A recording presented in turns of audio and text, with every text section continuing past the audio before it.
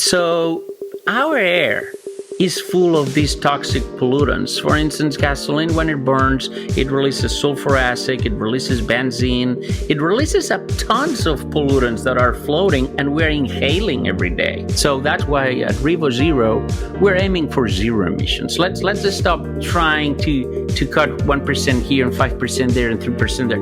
Let's just cut 100% because we have the technology to do it. We can combine hydrogen technology, which is clean, zero emissions, with batteries in order to create a vehicle, a car that can give you a long range and quick refueling. Hydrogen is everywhere. Hydrogen is in trees. Hydrogen is in rocks. Hydrogen is everywhere. But the place you find the biggest amount of hydrogen is in water. Welcome to Mindful Businesses, presented by Sarani, and I'm your host, Vidya Iyer. In our podcast, we bring to you brands which are mindful in their practices and processes. A mindful business adopts and employs sustainable social, economic, and environmental practices. Today, we have with us Ruben Creus, CEO of REVO Zero, a revolution towards zero emission. Welcome, Ruben. Thank you. It's a pleasure being here. The history of the automotive industry and the engine developments that have taken place over time is really fascinating. If you think about it, in 1914, at the brink of the First World War, Bentley and Daimler were making cutting-edge engines. Yeah. Transportation, as many of industries, it's something that starts with a basic human necessity of moving, and it keeps evolving, and companies develop the first vehicles. I remember my grandfather telling me about the first time he saw a car a long time ago, and see where we are now. But sure, combustion engines were a great idea, but electric vehicles are not that new, though. In fact, there were electric vehicles back in the 20s. Mm-hmm. But we didn't have the technology by then to really power them as needed to do long trips, So that's where we defaulted to combustion engines. But today we have the solutions for all that. Back in history, they used the engines which were made for the automotive industry to make engines for the fighter planes during the World War I. Yeah, well, in fact, airplanes and cars are very similar in a certain point. You could technically install a combustion engine in an airplane and make it fly. Instead of a tire, you put a propeller. But it's the same type of animal, Mm-hmm. The problem is you need torque, you need horsepower, you need power. How do you get that power? That is what makes the difference between zero emissions or non-zero emissions, I don't know if I guess you've done your research, but one of the things you probably found is that I'm a pilot myself. I fly airplanes too. Sustainable technology in aviation would be a great thing. And that's one of the areas that we are also developing solutions. We're, in fact, hopefully very soon making a big announcement about a solution for the aviation industry as well. There's no need to not go zero emissions. I mean, we can go zero emissions, and we have the power enough and the technology and the times and the recharging times to make it practical. That's my big thing always. Solutions have to be practical. We're human beings, and it's going to be very hard for us to change our habits just because it makes sense. It's got to make sense and be practical and be economical at the same time. That's what we're aiming as a company, I want to talk a little bit about the history of how the engine used to work. What revolutionized in the 1900s? What was the biggest invention? There's been several interactions of engines. For instance, one of the biggest revolutions of engines that they thought it would be a great revolution is the rotary engine. Mm-hmm. Don't want to get too technical, but most engines have pistons, crankshafts, and all these different things. But at the end of the day, inside of every piston, you always have an explosion happening. And the explosion that happens in those pistons, in those chambers, is some fuel that burns and explodes due to the pressure that it contains. And in fact, the gasoline engines, I don't know if you know the chemical composition of gasoline, but gasoline is basically carbon and hydrogen. The carbon is what does the burning, but the hydrogen is what gives the power to the engine. Mm-hmm. And any gasoline car could be considered somehow a hydrogen plus carbon car, right? So we're using hydrogen already. We just don't know it, but we're using it in a dirty way. Right. So yes, there's been different interactions like the Bentley engines or the rotary engines that came later, but it's the same technology. Look at any engine from 100 years ago to today's engines, and they have the same parts. It's a combustion chamber that something explodes, that moves something, and that creates a power under rotation. So basically, a normal traditional engine uses that explosion to create torque, to move a tire. How a car works is by moving a tire. If the tire moves forward, the car goes forward. And that movement happens until a few years ago with an explosion of gasoline, That has not changed much over the last 100 years. They get better, they make less noise, but still the same principle. But with fuel cell hydrogen technology, we're going to a different universe. When they talk about V8, V6, is it the number of chambers in the... That's the number of chambers and the position of those chambers, if they are in a V shape or in a line shape or in parallel. But at the end of the day, Vidya, doesn't really matter much, the position. People talk about the efficiency. Oh, combustion engine is more efficient. Yeah, but I always say the same thing. If you are going to drink 4 bottles of wine, or 3 bottles of wine, you might end up being drunk anyway, right? So it doesn't really matter if you make a little bit of an improvement in a certain technology. It matters over the big scheme of things. Yeah, you multiply that by millions and trillions and you save a little bit, but the problem is still there. So that's why at REVO Zero, we're aiming for zero emissions. Let's just stop trying to cut 1% here and 5% there and 3% there. Let's just go to 100% because we have the technology to do it.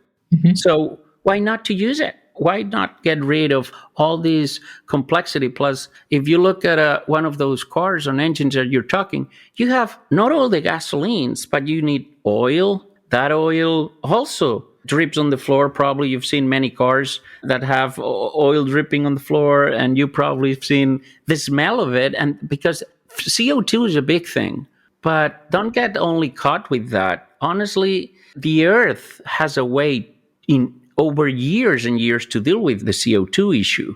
The problem in reality with these combustion cars is our own lifestyle and the air we breathe.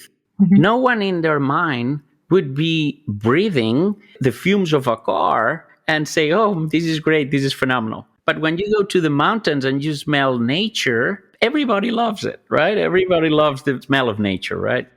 But cars were an alternative, sustainable solution to the problems caused by the horses in urban areas especially.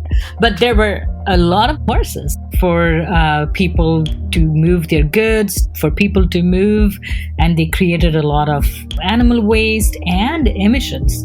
So they thought they were improving and on what they had, and they created the cars. Absolutely. And now it's time to go to the next step and improve the cars to remove all the waste. It's like, we are at a point right now that horses create a big mess, but cars improved on that, but they're making another mess. You know what's the worst mess? The mess that you don't see. And that's what current cars do, because pollution, that's what I was trying to say earlier. CO2 is a major problem, but in hundreds of years or thousands, the planet would take care of it. The problem is the pollution we're creating today is creating cancer in our lungs, is making us having hard time to breathe, is creating allergies, is affecting our food chain. Would you drink water, Vidya, that you know it's toxic and has pollutants in it? Probably not. So if you had the chance to drink a clean glass of water or a polluted, dirty glass of water, I'm sure you would pick the clean one, right? Definitely, yeah. So our air is full of these toxic pollutants. For instance, gasoline, when it burns, it releases sulfuric acid, it releases benzene, it releases tons of pollutants that are floating and we're inhaling every day. There's no need for that. We can make cars nowadays that give us long range, quick refueling, and emit zero toxic pollutants or zero waste. So why not revolutionize the transportation industry and start doing it? And that's why we're doing it. That's how we started. So you said you used to be a pilot. And not used to be, I am. How did you come about becoming the CEO of REVO Zero? I've been always a very entrepreneurial person and very curious about how things work. I remember my dad bought me my first calculator, and 2 minutes later, it was already apart. I was getting a screwdriver and see how it works and taking it apart. And he was so upset because he said, I just bought this thing for you and you already broke it. And I said, no, I can put it back together. I don't think I was able on that one. But I always was very curious. So my background is on industrial electronics. I went on a path towards computer science, electronics, all that stuff. And in part of that, I started in my early years in a small engineering company. We got very successful and we grew from there. Then I created an ISP years later that got acquired by a major company. I became an executive of the company, and one thing to another. But basically, by having understanding of technology combined with professional success in business gave me the ability to put two and two together and say, the difficult challenge that happens in life sometimes is some people might get very successful in one thing, but don't understand the other, And I always used to say that I've been on the dark side of the force in a way, meaning that I've been, putting cables together and pipes and tube and connectors, but at the same time, I run hundreds of million budgets on major large corporations as well. Even though my passion has always been technology, that's something I did in my early years, but then I devoted to become a business executive. And that's what I've done over the last 20 years of my career. But at REVO Zero, I had the opportunity to recombine both my passions, business passion and technology passion to do something that I truly believe is good and we need it. Right. So let's talk about the technology. Did you invent this engine or did you buy this technology? In REVO Zero, we are not doing a traditional engine. That's what I wanted to clarify. What we're doing is we have come up with a technology that allow us to use hydrogen and electric batteries together in a vehicle, which we call plug-in fuel cell technology, PFC technology, to build a new generation of cars. So basically, REVO Zero, we are building plug-in fuel cell electric vehicles. We believe that the future is electric. I think that is very clear already. The question is, how do you get that electricity and how do you put it in the car? Other companies out there, they use big, huge, very heavy batteries. But we believe there's something a lot of companies forget about, which is the word balance. Right. There's no need to go one or another. We can combine hydrogen technology, which is clean, zero emissions, with batteries in order to create a vehicle, a car that can give you a long range and quick refueling. So it serves for your daily needs and it serves for your long trips. And you can refuel it in a matter of minutes. So it has the advantage that gasoline cars have, which is quick refueling, but at zero emissions. And we're doing it by taking the electricity out from hydrogen. How is this different than an electric vehicle? The electric vehicle has the battery, is giving the power for the car to run. That's what is making the wheels turn. What makes the wheels turn is the electrical motor. Okay. The battery is just a storage of electricity. Okay. But we choose to use battery for certain parts of your driving and hydrogen to recharge that battery while you drive. So basically, hydrogen, it has extra electricity in it, to put it in a way. But it has its extra electrons, and I can tell you how we get there through splitting water. So basically, we get water, we inject electricity in it, and then we separate the oxygen from the hydrogen. And then we get that hydrogen, which is in the car, and the hydrogen releases electricity when it goes through a box that we call fuel cell. And that box, you put hydrogen in that box on one end, and on the other end, you have electricity. So basically, we use that hydrogen as our source of electricity. And that electricity, it recharges the battery and you can drive the car. But that battery also can be recharged at home if you're going to do a short trip. So you don't need to use the hydrogen. And that's the beauty of this technology of the plug-in fuel cell. Let's say you do a short trip, you recharge your battery at home, you don't use any hydrogen at all, like any other electric car that you've seen around that works with batteries. But the problem with the standard battery electric car is when you're going to do a long trip, you need to plan because it might take you hours to recharge that battery. And if you go to a fast charger, that would damage your battery and eventually would shorten the life. So we've come up with a technology that uses both. It takes the best of batteries and the best of hydrogen, and then is using them depending on the driving that you need. Some companies out there are going hydrogen only with electric cars. But the issue with hydrogen only is that hydrogen is very complex to manufacture and to distribute. And if you go hydrogen only, the price of hydrogen is higher than the cost of electricity. So basically then refilling your hydrogen tank costs a little bit more money than recharging a battery. And then you have the dilemma. You have people, I want battery because it's cheaper to recharge. And others, I want hydrogen because it's faster to refuel. And you see them going back and forth between these two technologies. You know what we decided? To take both and get the best of each one. Yeah. And what you did in that process, you got rid of the carbon molecule. Exactly. We don't use any gasoline at all, any fossil fuels, any toxic combustion, bye-bye combustion engines. I've heard the term carbon footprint. I've heard carbon emissions and hadn't heard of the term decarbonization. This is a very, very good question. Question that still puzzles me because people talk about, let's pay this carbon tax so we can compensate the carbon we're doing. You know, it's like that concept of, if I eat a chocolate cake and I drink a diet soda, I'm neutral. And that's not true. You still are eating a lot of sugar on the other end, right? So if you're emitting carbon like crazy, but paying a tax, there's going to be some money to do something. But that carbon is already in the air. So let's decarbonize ourselves. Let's not use carbon for the purpose of driving.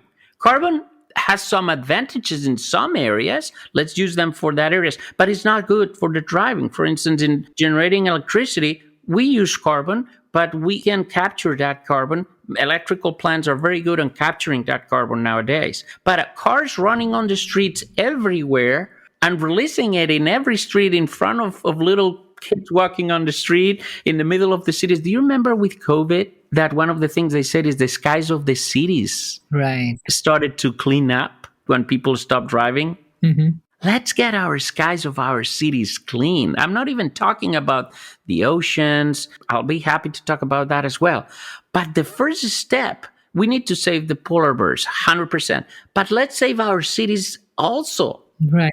You know, and that's one of the things of decarbonizing ourselves. There's no point of keep carbonizing the skies and pay a tax for it if we can remove the carbon. That's our goal, you know? So help us understand, how will hydrogen filling station be? Like, who will create the hydrogen? Well, here's the good thing of what we're trying to do. The big issue in the hydrogen industry is what you just said. Is the chicken or the egg? And what is first, hydrogen cars or hydrogen stations? People don't buy hydrogen cars if there's no hydrogen stations, and hydrogen station companies don't build hydrogen stations because there's no cars in some areas, right? Mm-hmm. Okay, we found a way to resolve this dilemma. This dilemma has been there for the last 15 years. Hydrogen is not new. Hydrogen cars are not new. Since the early 2000s or mid 2000s, there's been hydrogen and hydrogen cars available in California, for instance, right? But there is the dilemma, who pays for that? we've come up with a very creative solution. And we need to thank that also to my aviation expertise, I guess, because when you are at certain environments, there are certain applications, like, for instance, airports, that you need cars to be available all the time. You go to an airport, airports never stop. Cars are running all the time. Mm-hmm. So very soon, we're going to make a release announcement. We are in the process of signing a very important deal with one of the major airport operators in the country to help them decarbonize the airports, to help them install hydrogen dispensers at the airports, to help them bring hydrogen cars at airports, for instance. Not only airports, we're talking also to a couple of municipalities to help them remove their gasoline cars, and also security vehicles for universities. Those vehicles are vehicles that they need to be running nonstop. If there's an emergency, if there's an accident, if there's a violent crime, you cannot afford saying, oh, sorry, we will be there 5 hours, in 5 hours when my car finished charging, So battery electric cars are awesome. I love them. I have one. I mean, it's fantastic. But for the specific residential application, they're good. For industrial applications, you need another solution. And that solution is hydrogen. So we are deploying nationwide a network of hydrogen refueling stations to support the industrial requirements of security vehicles, municipality vehicles, airport vehicles, all these vehicles that are running all the time nonstop. So we are building a hydrogen refueling infrastructure. Like Tesla took the EV car forward, made it more successful than its predecessors by providing the filling stations and letting you know where the next filling station based on your travel time and your travel distance, you are creating a similar infrastructure. In a way, yes. If I ask you, you make the example of Tesla, and everybody thinks Tesla is a car manufacturer, right? But if I ask you, is Tesla a car manufacturer or is a recharging station company? You might say, oh, it's a car manufacturer. Well, guess what? They are the largest electric car charging company in the planet. They have more charging stations than any of the charging station companies, So Tesla built the supercharger network together with the cars. Mm-hmm. So basically, you could charge their cars at their supercharging stations, or you could charge them at home, right? Our model is very similar on that sense, because our vehicles, you can recharge them at home with electricity for short trips and daily trips. But when you are on a long trip, you go from one city to the next, or you go on a road trip, then you need that hydrogen to have quick refueling. And that way we're building a network of hydrogen refueling stations nationwide to support those long trips that you would do in these plug-in fuel cell vehicles. So in a way, you're right. It's very similar model. We're coming out with these cars, but we're coming out with the refueling stations as well, or locations. I wouldn't call stations because we're not going to have major buildings. It's like the Tesla thing that has on a grocery store or on the parking of somewhere, they have a couple of chargers. That's very similar on our end. We're going to have one or two refueling stations at a certain location, but we've chosen to team up with locations that have a need or where hydrogen would become the optimal solution for them, like airports, universities, municipalities, and so forth, How are you getting funded? Did you also sell a company like Elon Musk? I did sell a company, yeah, and that's how I started the funding. I sold a company a few years ago, and I started another company that went very well. And I failed also in some companies in the past, but knock on wood. But my most recent companies have been very successful, and I'm very thankful for that. It's the effort of a big team. We are self-funded at this moment. We are also teaming up. We're a group of people. It's not just me, super smart people. Sometimes I'm so amused how we've come up, to put all these and see that much talent together. Creativity, talent, that's what builds companies, People believe, oh, you need that much amount of money. Yes, of course you need money, but it happens. We have the money, so we're okay.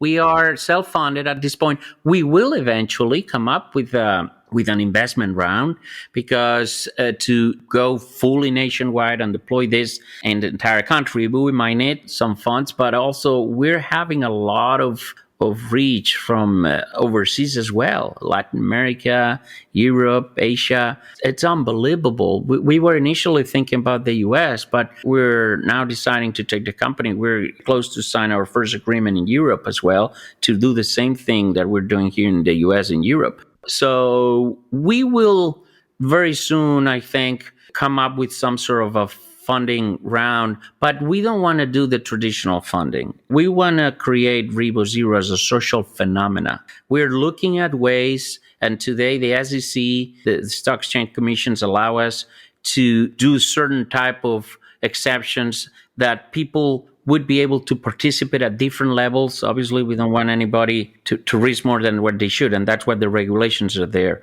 But we really are going to open the company to the public, hopefully soon. So people who want to revolutionize the world can be part of this revolution with us together. So explain to me, one thing that's not very clear is, what is the raw material to create hydrogen? Just water?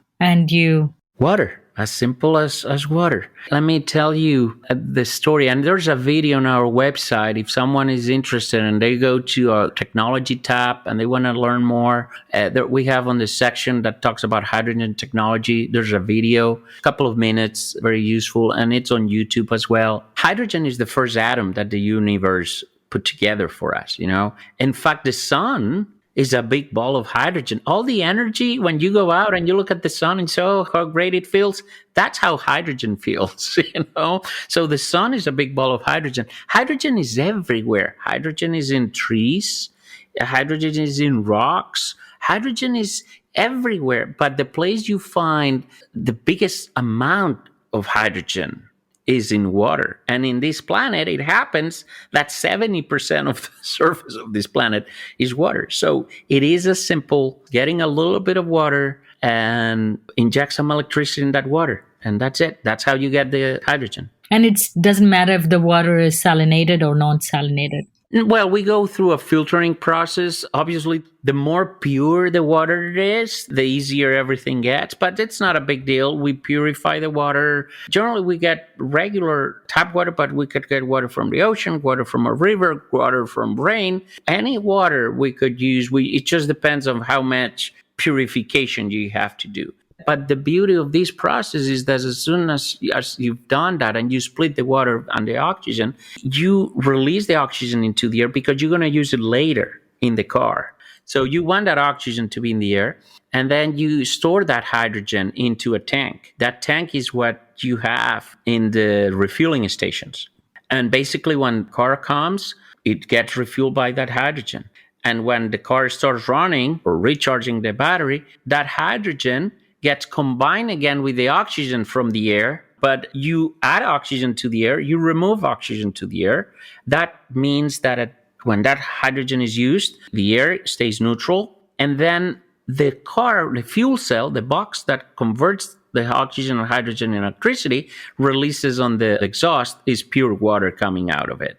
That water evaporates, goes to the clouds, and rains back to the rivers and the oceans, returning the water that we borrow. So basically, we only take a little bit of water, we borrow a little bit of water, we use it, and as soon as you drive, we release it back to nature. So it's just a very short cycle. So no offshore drilling, no offshore drilling. And the amount of water that we use is so little. Firstly, how would you measure it? Like, would you measure the amount of miles I drive? Hydrogen is sold or measured, produced in kilos. We use the metric system for hydrogen.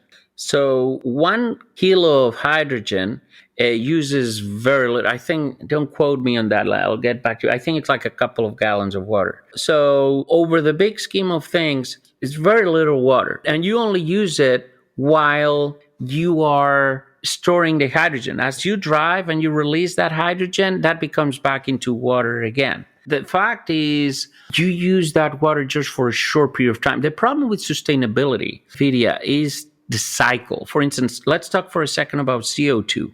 we had, and you will hear this argument a lot. People say, "Oh, Earth had higher level of CO2 before." You'll hear people saying that, right? The problem is when the high levels happened, there were volcanoes and dinosaurs. There were no people going to the beach to vacation, you know. So, but what happens is the Earth has its way to balance things out. And what I think there's a huge misconception is sustainability is not about saving the planet. The planet knows how to save itself. It just needs 1,000 years, but it will balance things out. The problem with sustainability is let's save our lifestyle because we like warm temperatures. We don't want super hot temperatures. We like the beach, but we don't like the tsunamis, you know? So this sustainability movement is more about our own lifestyle as humans than as the planet itself, because the planet in 1,000 years could wipe out half of the species by itself and then build another 1,000 species if it needs. Mm-hmm. But this sustainability crisis we're living right now is to save our life, our cities, our lifestyle, to go out and not get burned by the sun because the atmosphere is too hot, to get our cities not being flooded all the time, you know? There's a solution for that, and solution is decarbonizing the air, and we can do that. What is the range of your car? Our cars, our PFC cars, again, combine our plug-in fuel cell cars, combine batteries and hydrogen.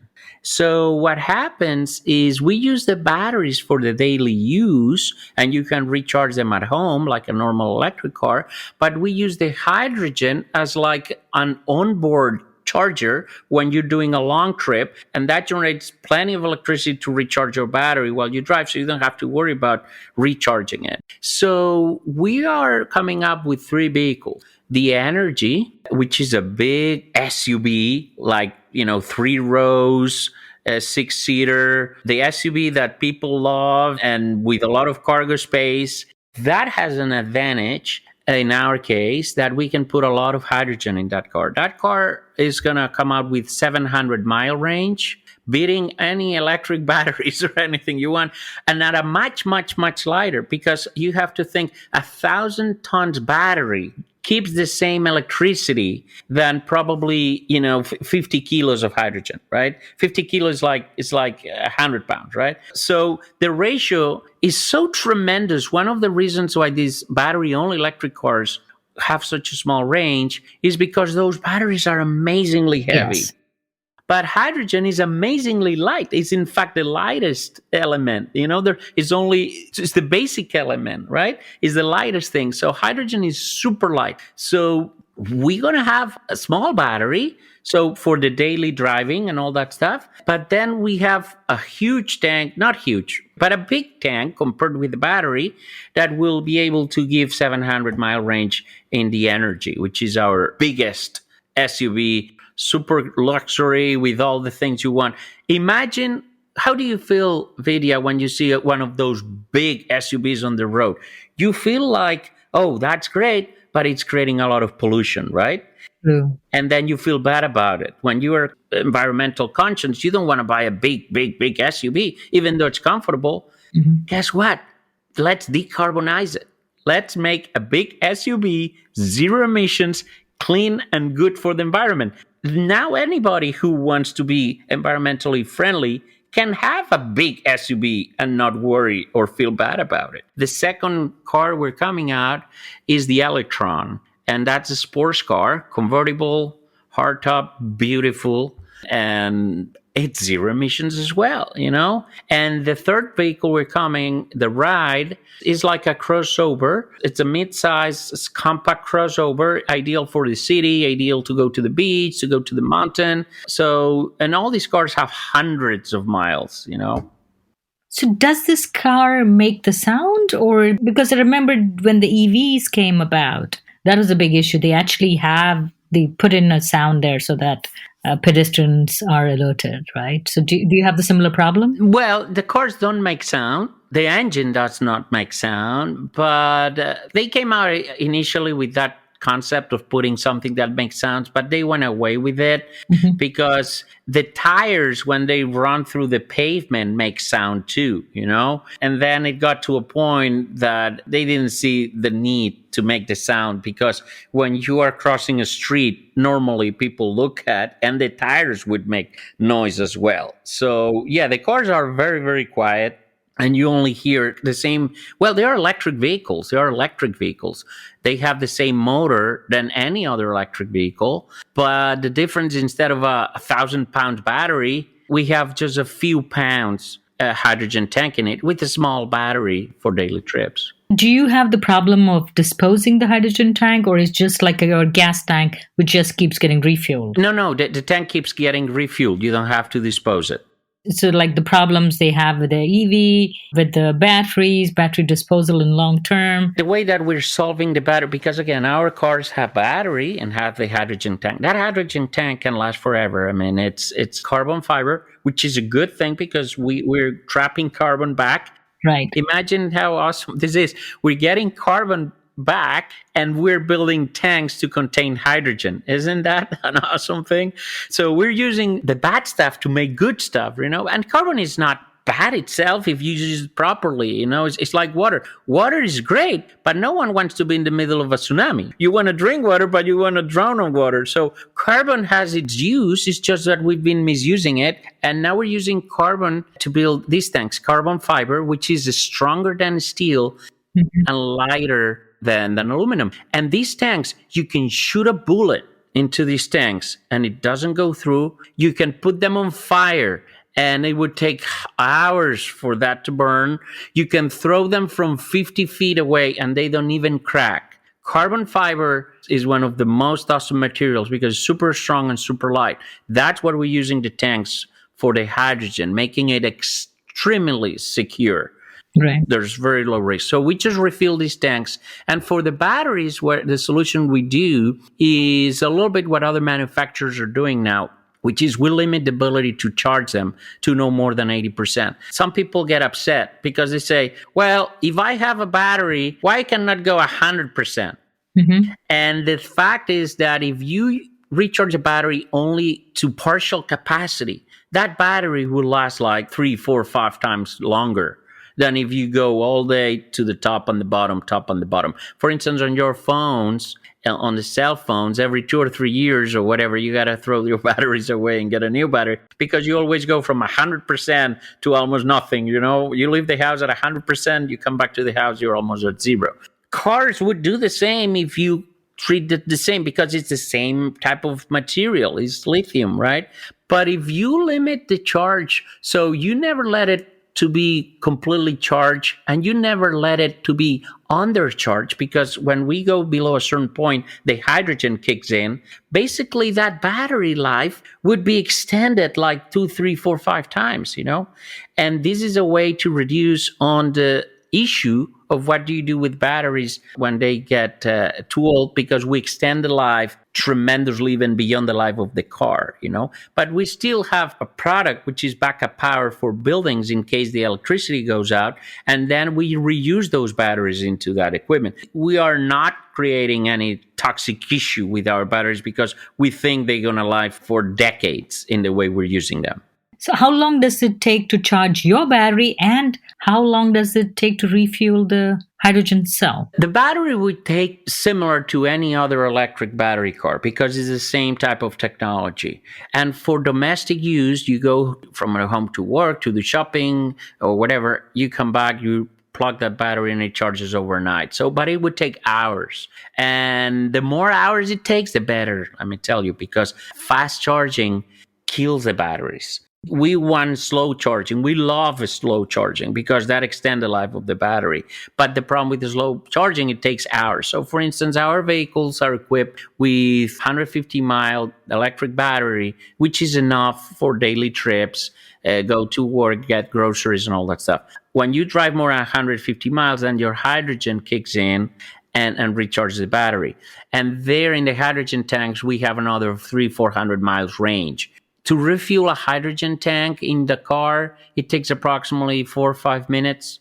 Mm-hmm. So let's say you are on a 1,000 miles trip. You leave with your battery, Mhm. and then as soon as it gets drained, your hydrogen kicks in. You don't even need to stop. You don't need to do anything. The car just automatically switches the source of power. You don't even notice it. You keep driving for hundreds of miles. And when you get to a point that you say, oh, I need more hydrogen, I'm running low of hydrogen, you go to one of our refueling locations, and in 5 minutes, you had another tank of hydrogen to drive another 500 miles if you want. So it's equivalent like what the experience you would have with a gasoline car. How much would your normal, not the SUV, the basic car cost? We are aiming on that one approximately in the $40,000-$50,000 range. It's not going to be still yet a car for the masses. We eventually want to get there, but it's still the technologies. Batteries are expensive. Hydrogen technology is complex a little bit, and that increases our cost of productions. We are expecting with these 3 vehicles that we're launching to get our processes enough streamed that we can eventually come up with a 4 model. And I cannot disclose more, but we're eventually coming with a 4 model that would be aimed towards being price competitive. Remember that one of the things that makes a lot of the electric cars very expensive too is the bigger the batteries, the more costly they become because the battery technology is very expensive. On our end, we use a mid-sized battery. We never use the large one because for long range, you have the hydrogen. We think we can manage the cost of the vehicles to be very competitive, especially for the SUVs and sports car. We're going to be, I think, the best choice for anybody who wants this type of cars. For the ride, it's going to be a little bit of a luxury car, but our 4th model, we believe it's going to be something very interesting for everybody. How much will it cost me to refuel the hydrogen tank? The average price right now of hydrogen is approximately like $16 a kilo at the pump. Mm-hmm. And that would give you a range of approximately 50, 60 miles, depending your driving. So if you fill up a tank compared with gasoline, for instance, a gasoline tank in an average car would cost you like $40, $50. Yeah, around 40. Well, depending when you look at the prices. If you look this week, probably it's going to be close to 50, but $40, $50. Hydrogen tank might cost you approximately $60 or $70 or $80, depending where you're buying it. So hydrogen is a little bit more expensive. Electricity, though, is really affordable. You can fill up a battery with $20.